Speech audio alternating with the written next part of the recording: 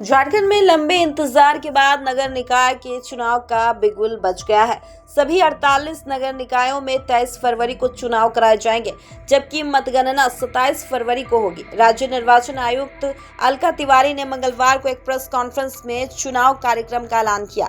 चुनाव कार्यक्रम की घोषणा के साथ ही आज से राज्य के सभी 48 नगर निकाय क्षेत्रों में आदर्श आचार संहिता लागू कर दी गई है। नगर निकाय चुनाव की प्रक्रिया 4 फरवरी 2026 से शुरू होगी। इस दिन से उम्मीदवार नामांकन दाखिल कर सकेंगे।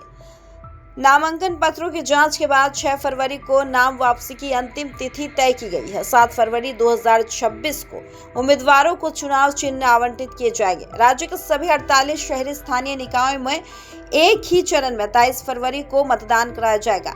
मतदान सुबह 7 बजे शुरू होकर शाम 5 बजे तक होगा।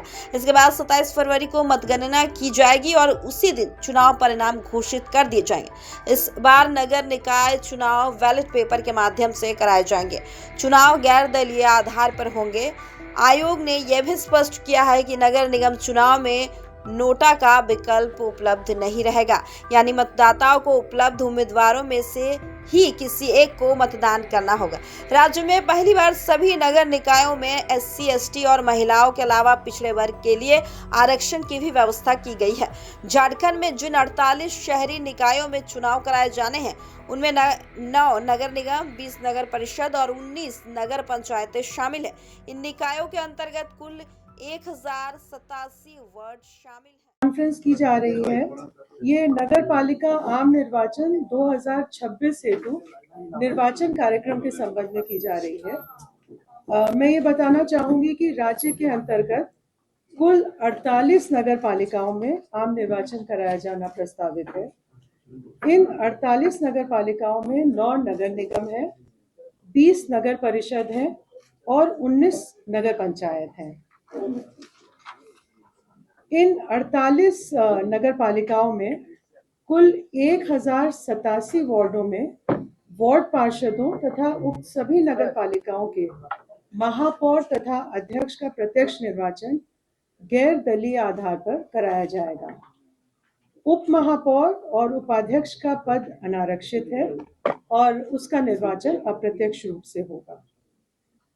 नगर विकास एवं आवास विभाग द्वारा झारखंड नगर पालिका निर्वाचन एवं चुनाव याचिका नियमावली 2012 में संशोधन किए गए हैं, जिसके अंतर्गत जो ये नगर पालिका निर्वाचन होने जा रहा है, ये प्रथम आम निर्वाचन मानते हुए इसी प्रकार से आरक्षण की कार्रवाई की गई है। दूसरी चीज ये है कि पिछड़ा वर्ग के अंतर्गत अत्यंत पिछड़ा वर्ग 1 और पिछड़ा वर्ग 2 के लिए आरक्षण का प्रावधान किया गया है।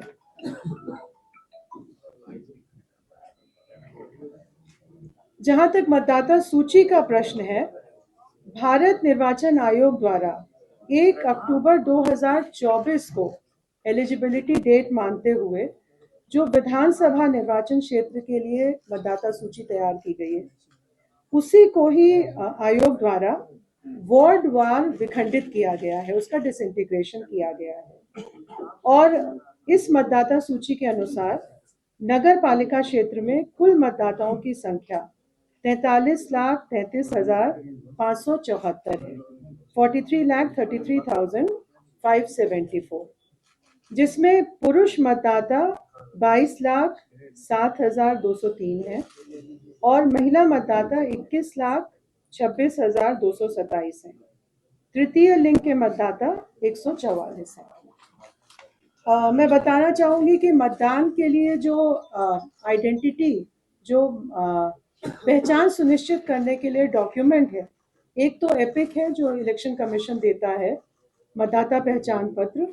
उसके अलावा अन्य वैकल्पिक जो डॉक्यूमेंट्स हैं, जैसे कि बाकी असेंबली इलेक्शंस में होते हैं, निर्वाचन तंत्र द्वारा जारी प्रमाणित फोटोयुक्त मतदाता पर्ची, पासपोर्ट, ड्राइविंग लाइसेंस, केंद्र सरकार, राज्य सरकार, सार्वजनिक क्षेत्रों के उपक्रम, स्थानीय निकाय या पब्लिक लिमिटेड कंपनी द्वारा उनके कर्मचारियों को जारी किए गए सेवा पहचान पत्र जो फोटो युक्त होने होंगे। इसके अलावा पैन कार्ड, आधार कार्ड, एनपीआर, एमजी नरेगा के अंतर्गत फोटो युक्त जॉब कार्ड, फोटो युक्त स्वास्थ्य बीमा योजना या स्मार्ट कार्ड, फोटो युक्त पेंशन पेपर, ये सभी डॉक्यूमेंट पहचान के लिए वैलिड माने जाएंगे। कुल मतदान केंद्रों की संख्या 4,304 है, जो कुल 2,129 भवनों में अवस्थित है। मतदान केंद्रों में आधारभूत न्यूनतम सुविधाओं का प्रावधान किया गया है जिला निर्वाचन पदाधिकारी द्वारा। पेयजल की व्यवस्था, शौचालय, प्रकाश, इसके अलावा जो दिव्यांग व्यक्ति हैं उनके लिए रैंप का भी प्रावधान किया जाएगा। विधि व्यवस्था और सुरक्षा बलों की तैनाती, इस हेतु 8 जनवरी 2026 को एक बैठक यहाँ आयोग में आयोजित की गई थी, जिसमें नगर विकास एवं आवास विभाग, गृह विभाग, अपर पुलिस महानिदेशक अभियान, सभी जिला निर्वाचन पदाधिकारी, सभी सीनियर एसपी इसमें सम्मिलित हुए थे डायरेक्टली और वीसी के माध्यम से, और पर्याप्त संख्या में बल उपलब्ध कराने की व्यवस्था गृह विभाग द्वारा तथा पुलिस महानिदेशक ये पोलिंग के समय मतदान केंद्र में और काउंटिंग के समय मतगणना केंद्र में, और जो स्ट्रांग रूम होगा जहां पे बैलेट बॉक्सेस रखे जाएंगे उसके लिए सुरक्षा बलों की व्यवस्था की जाएगी। जिला उप निर्वाचन पदाधिकारी और निर्वाची पदाधिकारियों का प्रशिक्षण यहाँ पर 2 चरणों में आयोजित किया गया था, 16 जनवरी 2026 को और 22 जनवरी 2026 को, ताकि निर्वाचन से संबंधित जो भी तकनीकी पहलू हैं उनके बारे में उन्हें पूरी जानकारी उपलब्ध करा दी जाए। इन इलेक्शंस के लिए ऑब्जर्वर्स का भी प्रावधान किया गया है, जनरल ऑब्जर्वर्स और इलेक्शन एक्सपेंडिचर ऑब्जर्वर्स। ये पूरी निगरानी रखेंगे इलेक्शन प्रोसेस पे और समय समय पर आयोग को अपना प्रतिवेदन उपलब्ध कराएंगे। ये जो चुनाव कराया जा रहा है नगर पालिका का, ये मतपत्र और मतपेटिका के माध्यम से कराया जा रहा है। पर्याप्त संख्या में मतपेटिका उपलब्ध हैं और इनकी साफ सफाई, रंग रोगन इत्यादि कर दिया गया है, और जिला स्तर से मतदान कर्मियों को, मतगणना कर्मियों को इसको ऑपरेट करने के लिए ट्रेनिंग उपलब्ध कराई जाएगी।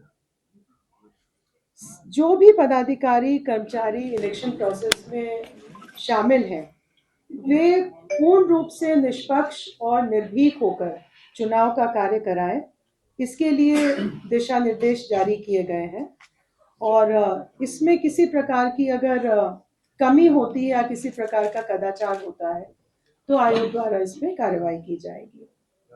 एक और महत्वपूर्ण चीज है कि अगर जहां पे भी इलेक्शन हो रहा है उसकी वल्नरेबिलिटी मैपिंग कराई गई है, और ये सुनिश्चित किया जाएगा कि जो कमजोर वर्ग के मतदाता हैं वो निर्भीक होकर मतदान कर सकें।